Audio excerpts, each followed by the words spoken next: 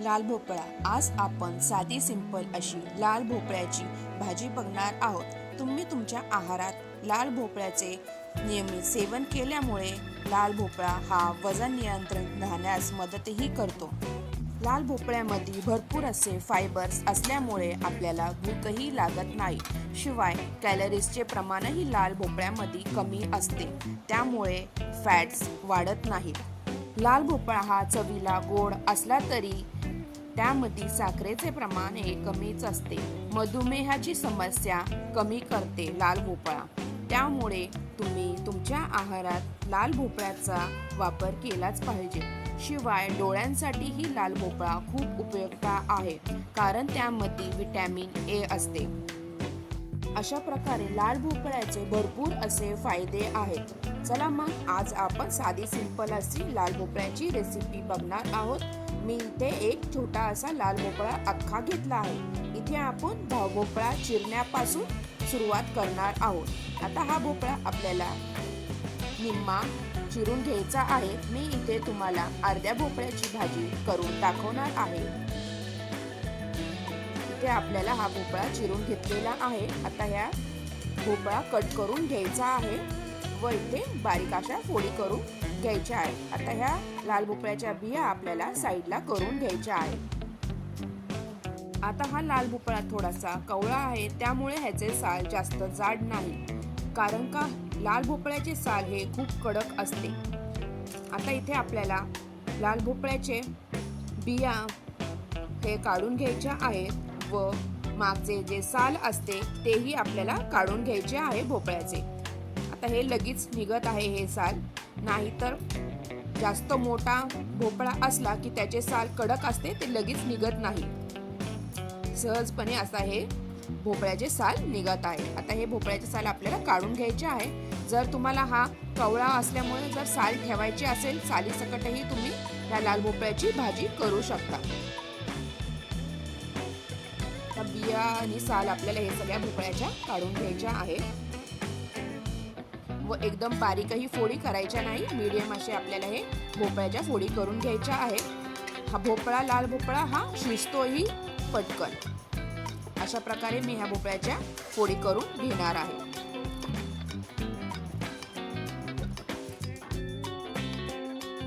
जर तुम्ही तुमच्या आहारामध्ये लाल भोपळ्याचा समावेश केला तर तुम्हाला शांत झोप लागते व मनही आपले शांत राहते. आता इथे आपल्या अशा प्रकारे भोपळ्याच्या फोडी करून झालेल्या आहेत मीडियम साईज मध्ये. आता इथे मी ओले खोबरे घेणार आहे. ते मी बारीक करून मिक्सर मधून बारीक करून घेणार आहे. आपल्याला ओले खोबरे हा भोपळा आपला करून झाल्यानंतर वरतून टाकायचे आहे. जर तुम्हाला ओलं खोबरं नसेल टाकायचं तर शेंगदाण्याचा कूट टाकला तरी चालेल लास्ट मध्ये. आता एका त्याच मिक्सरच्या भांड्यात मी 3-4 लसणाच्या पाकळ्या व हिरव्या मिरच्या घेणार आहे. तुम्हाला इथे हिरव्या मिरच्या जेवढं तिखट हवं आहे तेवढे तुम्ही टाकू शकता. भोपळा हा चवीला गोड असतो, त्यामुळे असं तिखट जास्त असलं की चांगला लागल तो भोपळा, त्यामुळे इथे मिरच्या जास्त असल्या तरीही चालेल. तिखट गोड हा भोपळा खायला एकदम टेस्टी लागतो. अशा प्रकारे हे वाटून झालेले आहे. आता गॅसवर आपल्याला एक पॅन ठेवायचे आहे.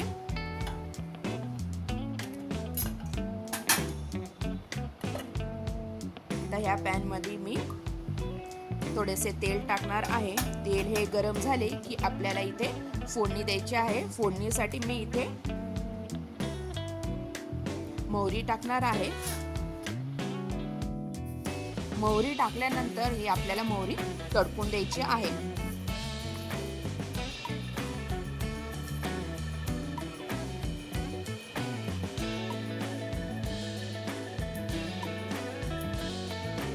मोहरी तडकलेली आहे. आता इथे मी थोडेसे जिरे टाकणार आहे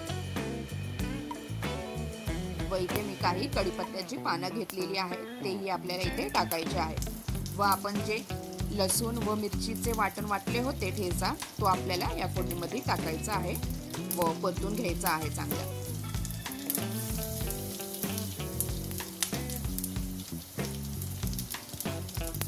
छानपैकी आपल्याला हे पाता परतून घ्यायचे आहे. तेलामध्ये मिरची व लसूण चांगले परतले गेले की मी आता यामध्ये हळद टाकणार आहे. इथे मी चमचाभर एवढी हळद टाकणार आहे. हळद टाकल्यानंतर आपल्याला हे पूर्ण परतून घ्यायचे आहे. व जो आपण लाल भोपळा मीडियम साईज मध्ये असा चिरला होता तो भोपळा आपल्याला यामध्ये आता टाकून द्यायचा आहे.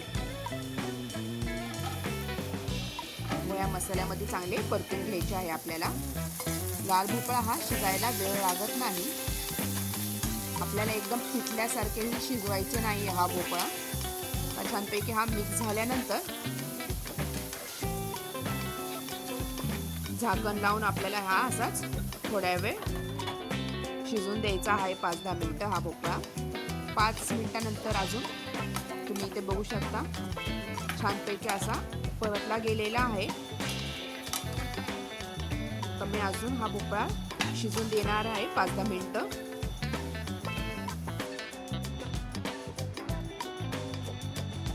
छानपैकी आता हा भोपळा आपला शिजत आलेला आहे. इथे पाण्याचा वगैरे अजिबात आपल्याला इथं वापर करायचा नाहीये.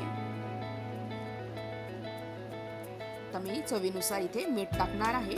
मिठामुळे आता आपला हा भोपळा आता लगेच शिजून निघणार आहे. मीठ टाकल्यानंतर चांगले मिक्स करून घ्यायचे आहे व पुन्हा झाकण लावून हा भोपळा असाच शिजून द्यायचा आहे थोड्या वेळ.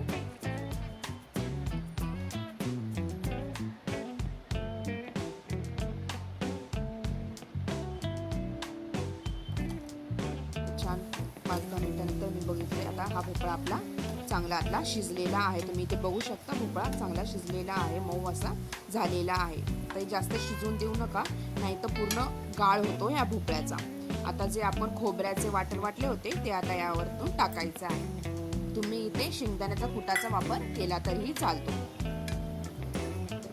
छानपैकी आता इथे आपल्या लाल भोपळ्याची भाजी रेडी झालेली आहे. अशा प्रकारे तुम्हाला माझी ही रेसिपी कशी वाटली नक्की कमेंटद्वारा कळवा व माझ्या चॅनलला लाईक, शेअर आणि सबस्क्राईब करायला विसरू नका. हो, जर तुम्ही चॅनलवर नवीन असाल तर प्लीज चॅनलला सबस्क्राईब करा व बेल आयकॉनवर क्लिक करा जेणेकरून तुम्हाला माझ्या चॅनलवर अशाच विविध नवीन रेसिपीचे नोटिफिकेशन येत राहील. आणि हो, व्हिडिओ शेवटपर्यंत बघितल्याबद्दल तुम्हा सगळ्यांचे खूप खूप धन्यवाद. छानपैकी हा लाल भोपळ्याची भाजी एन्जॉय करा. पुन्हा भेटूया अशाच नवीन रेसिपी सोबत. तोपर्यंत तुम्हा सगळ्यांना खूप खूप धन्यवाद व सगळ्यांना थँक्यू. Bye bye.